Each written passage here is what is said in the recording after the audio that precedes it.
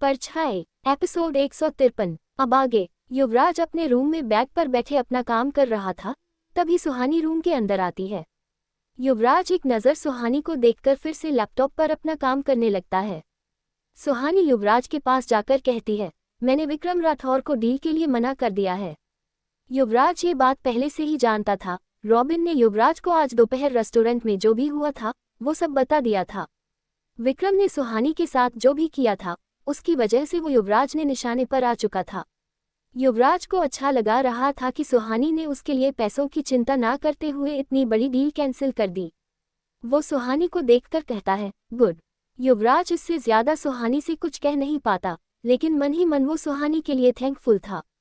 युवराज फिर से अपने लैपटॉप पर काम करने लगता है, तभी सुहानी उसके पास आकर उसके लैपटॉप पर एक पेपर रख देती है। युवराज कुछ समझ नहीं पाता और सुहानी की तरफ देखते हुए कहता है, ये क्या है? सुहानी एक्स्ट्रा स्माइल के साथ कहती है, डील के पेपर्स। युवराज कंफ्यूज होकर कहता है, क्या मतलब? सुहानी एक गहरी सांस लेकर युवराज को समझाते हुए कहती है, युवराज सर, आपके कहने पर मैंने 200 करोड़ की डील कैंसिल की है, तो उस नुकसान को कौन भरेगा? इसलिए जो डील मैं राठौर इंडस्ट्रीज के साथ साइन करने वाली थी, अब दीवान इंडस्ट्रीज के साथ साइन करूंगी। सिंपल। सुहानी की पूरी बात सुनकर युवराज बिना किसी एक्सप्रेशन के सुहानी को आंखें फाड़कर देखने लगता है। सुहानी उसी स्माइल के साथ वहां खड़े रहती है। युवराज अपने मन में कहता है, ग्रेट, इसने तो मुझे ही डबल क्रॉस कर दिया। ये 3 साल में काफी बिजनेस सीख चुकी है। युवराज को खामोश देखकर सुहानी आगे कहती है, युवराज सर, आई नो आप मेरे हस्बैंड हैं और मैं आपसे बहुत प्यार भी करती हूँ, लेकिन बिजनेस तो बिजनेस है ना। अगर आपको ये डील साइन नहीं करनी है तो कोई बात नहीं, विक्रम राठौर का ऑफर अभी भी मेरे लिए ओपन है। युवराज थोड़े गुस्से के साथ कहता है, फाइन, तुम मेरे साथ ये डील कर सकती हो। ये कहकर युवराज उन पेपर्स को देखने लगता है। जैसे जैसे युवराज पेपर्स पढ़ते जा रहा था, उसे हैरानी होती जा रही थी और युवराज को देखकर सुहानी को बहुत हंसी आ रही थी, लेकिन वो अपनी हंसी कंट्रोल करते हुए वहीं खड़े रहती है। सुहानी युवराज को देखते हुए अपने मन में कहती है, युवराज सर, पिछले 3 सालों में आपने मुझे बहुत परेशान किया है, इट्स टाइम फॉर पे बैक। उन पेपर्स को पूरा पढ़ने के बाद युवराज गुस्से में सुहानी से कहता है, what the hell is this?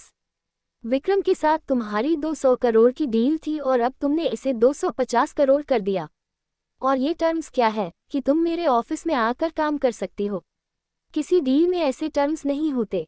सुहानी युवराज की बातों को इग्नोर करते हुए कहती है, युवराज सर, डील तो यही है। अब आप ये बताएं कि आप इसे साइन कर रहे हैं या मैं विक्रम के साथ डील साइन करूं? और आपका जो भी डिसीजन है प्लीज जल्दी बताएं, मेरे पास और भी बहुत काम है। सुहानी का ये एटीट्यूड देखकर युवराज उसे गुस्से से घूरने लगता है और फिर उन पेपर्स पर साइन करके सुहानी की तरफ बढ़ा देता है। सुहानी स्माइल करते हुए उन पेपर्स को ले लेती है। युवराज को सुहानी की इस स्माइल से बहुत चिढ़ हो रही थी और ये बात सुहानी को भी अच्छे से समझ आ रही थी। वो युवराज के चिढ़ाने के लिए और भी ज्यादा स्माइल करने लगती है। सुहानी उन पेपर्स को चेक करते हुए कहती है, कितनी अच्छी बात है ना युवराज सर, पहले हम लाइफ पार्टनर बने, फिर रूम पार्टनर और अब बिजनेस पार्टनर। मुझे लगता है आपके साथ काम करके मुझे बहुत मजा आने वाला है। युवराज सुहानी से नजरें फेरते हुए अपने मन में कहता है, हाँ बिल्कुल, मुझे टॉर्चर करना तो तुम्हारी हॉबी है। सुहानी युवराज से कहती है, टॉर्चर नहीं युवराज सर, बिजनेस। युवराज एक अजीब सी नज़र से सुहानी को देखता है और फिर से अपने काम में लग जाता। ये देखकर सुहानी आगे कहती है, वैसे रूम पार्टनर से मुझे एक और बात याद आई। युवराज इरिटेट होकर कहता है, क्या? सुहानी कहती है, मुझे अपना सामान रखने के लिए कबर्ड चाहिए। युवराज पूरे एटीट्यूड के साथ कहता है, वो तुम्हें नहीं मिलेगा। सुहानी शिकायत भरी अंदाज में कहती है, तो फिर मैं अपना सामान कहाँ रखूं? युवराज गुस्से में उठकर सुहानी के सामने आकर खड़ा हो जाता है।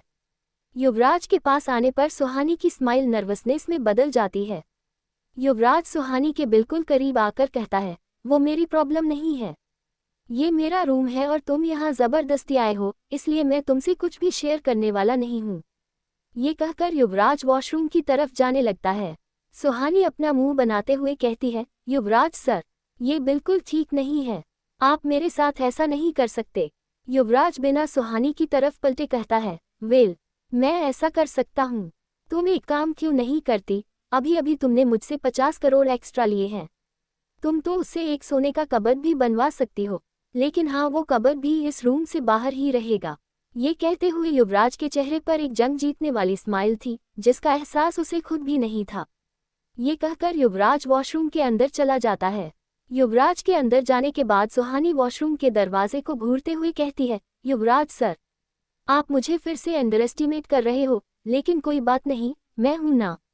आपको अभी पता चल जाएगा कि आपकी शादी किससे हुई है। कुछ देर बाद युवराज शॉवर लेकर वॉशरूम से बाहर आ जाता है। बाहर आने के बाद युवराज 2 ही कदम चल पाता है, तभी वो जोर से जमीन पर गिर जाता है।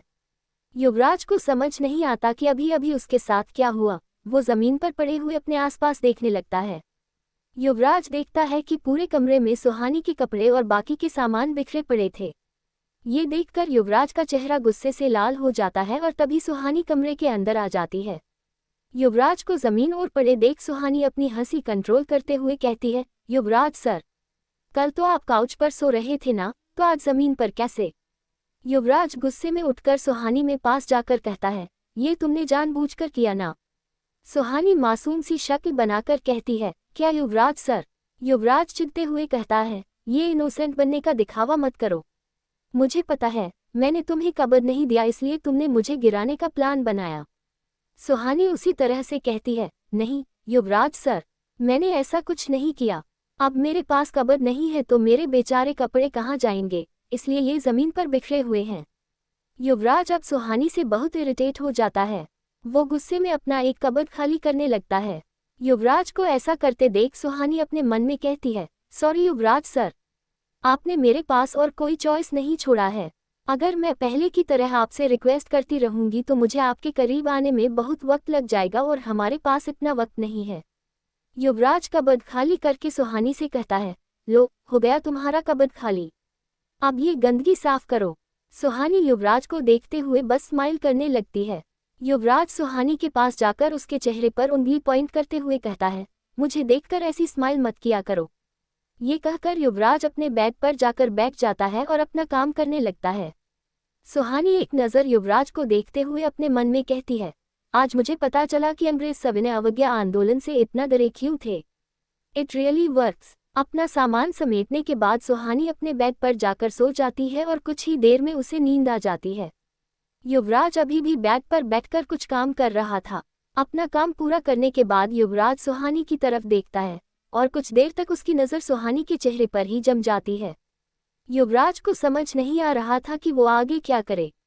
सुहानी के साथ होने पर उसके मन में एक सुकून था जो पिछले 3 साल से उससे दूर था, लेकिन वहीं युवराज को सुहानी के लिए डर भी लग रहा था। सुबह के 5 बजे थे। विवेक आज रात फिर से दीवान विला से बाहर गया था। वो दीवान विला की बाउंड्री वॉल से कूदकर अंदर आता है। नीचे कूदने पर विवेक अपनी लैंडिंग पोजीशन में झुका हुआ था। जैसे ही वो सामने देखता है, उसे किसी इंसान के 2 पैर दिखाई देते हैं। ये देखकर विवेक थोड़ा घबरा जाता है और धीरे धीरे अपना सर ऊपर करता है। उसके सामने इस वक्त युवराज खड़ा था, जो एकटक उसे ही देख रहा था।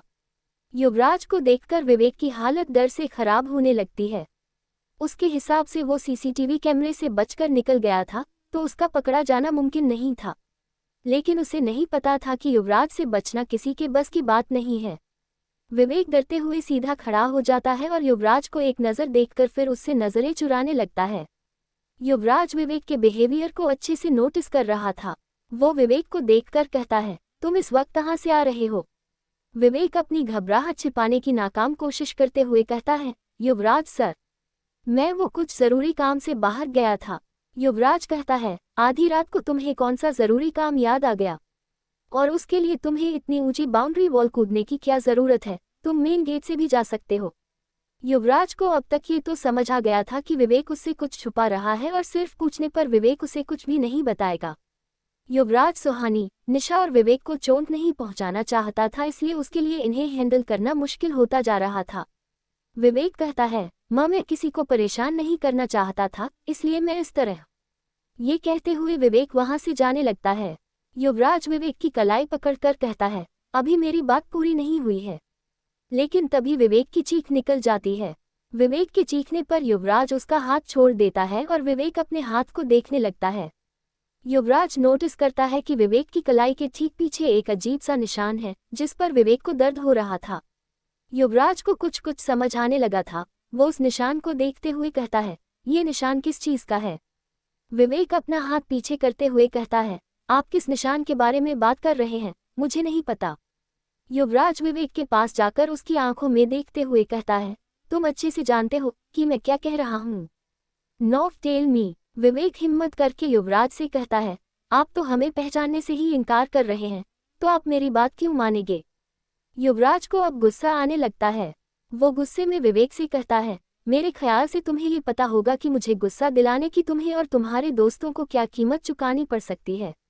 विवेक युवराज की धमकी से डर जाता है और उससे कहता है, 3 साल पहले मैंने एक ऐसे इंसान को मारा था जिसने मृत्युंजय साधना सिद्ध किया था। ये उसी का श्राप है। ये कहकर विवेक वहां से चला जाता है। विवेक का जवाब सुनकर युवराज शॉक्ड रह जाता है और इसीलिए वो विवेक को जाने से नहीं रोकता। कुछ देर बाद युवराज कहता है, ये नहीं हो सकता। समायरा ने तो कहा था कि वो विवेक को उस श्राप से मुक्त कर देगी, लेकिन उसने ऐसा किया क्यों नहीं? ये श्राप तो बहुत खतरनाक है और ये विवेक की जान भी ले सकता है। आखिर समायरा के दिमाग में चल क्या रहा है? अर्नव सुबह उठकर हमेशा की तरह रनिंग के लिए घर से बाहर निकला था। उसने अपने कान पर ब्लूटूथ लगाया था।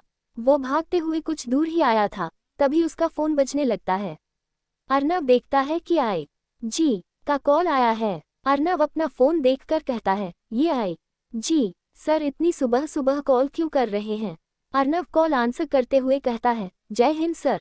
फोन से आई जी की आवाज आती है, जय हिंद। अर्नव, एक बड़ी प्रॉब्लम हो गई है। अर्नव कहता है, क्या हुआ सर? आई जी कहता है, कल रात से यहाँ के होम मिनिस्टर का बेटा गायब है। थोड़ा पता लगाओ कि बात क्या है। अर्नव कहता है, ओके सर।